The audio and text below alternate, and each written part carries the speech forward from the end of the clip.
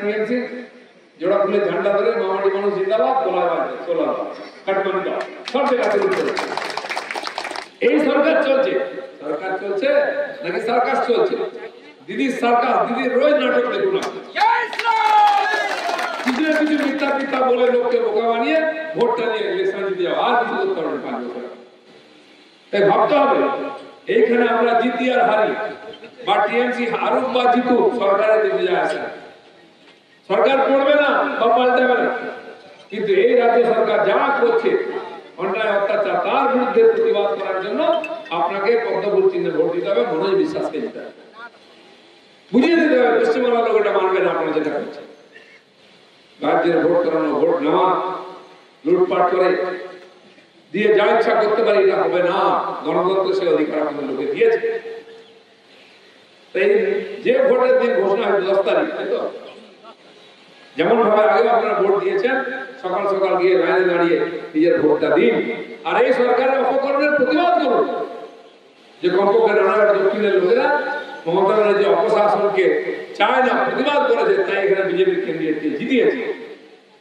আজ আপনারা ভোট দিয়েছিলেন, এখানে জিতিয়েছিলেন, আমরা 77 জন এমএলএ পেয়েছিলাম, তাই সারা পশ্চিমবঙ্গে আন্দোলন করছিলাম।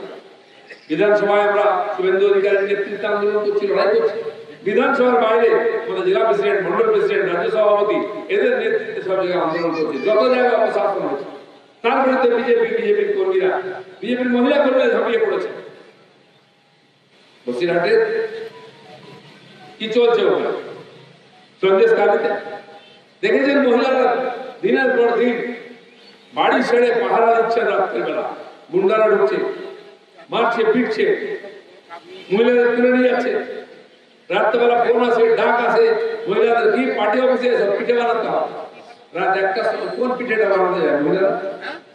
কোন বাড়ির বউ গিয়ে পার্টি অফিসে পিঠে বানায় রাত 1টার সময়? কোন ভদ্রলোকের বাড়ি কেউ যায়? কেন যাচ্ছে? কেউ আনন্দে যাচ্ছে না, কেউ সুখে যাচ্ছে না।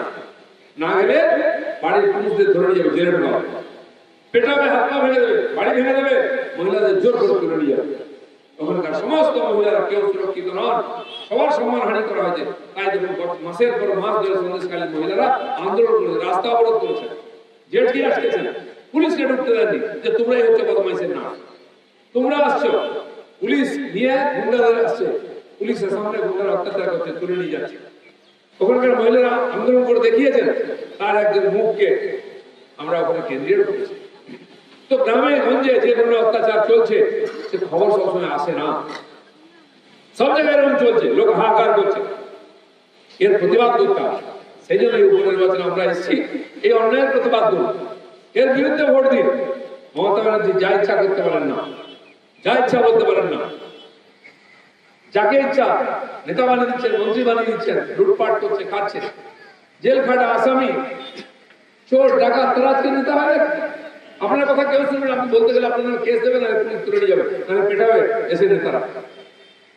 পঞ্চায়েত ইলেকশনে ভোট দিতে পারে না, মিউনিসিপালিটি ইলেকশনে ভোট দিতে পারে না, কি ধরনের গণতন্ত্র এটা? চলতে পারে না।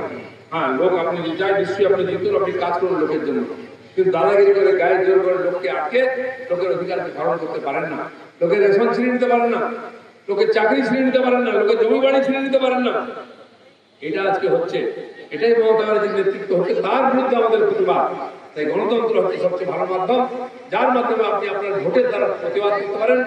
তা আমি এখানকার লোককে আবেদন করবো আরেকবার, যেভাবে আপনারা গত লোকসভায়, বিধানসভায়, এই লোকসভায় বারবার পঞ্চায়েতে পদ্মফুলে ভোট দিয়ে আমাদের প্রতিনিধিকে জিতিয়েছেন এবং বুঝিয়ে দিয়েছেন যে এখানকার মানুষ প্রতিবাদী মানুষ, অন্যায় অত্যাচার সহ্য করবে না। আবার একবার 10 তারিখ নিজের ভোট নিজে দিয়ে, সকাল সকাল ভোট দিয়ে বিজেপির মনোনীত প্রার্থী শ্রী মনোজ বিশ্বাসকে আপনারা জিতিয়ে বিধানসভায় পাঠাবেন। আমাদের ভিডিও ভালো লাগলে লাইক এবং শেয়ার করুন, কমেন্ট সেকশনে গিয়ে জানান আপনাদের মতামত। আরও ভিডিও পেতে আমাদের চ্যানেল সাবস্ক্রাইব করুন এবং প্রতি মুহূর্তে খবরের আপডেট পেতে প্রেস করুন বেল আইকন।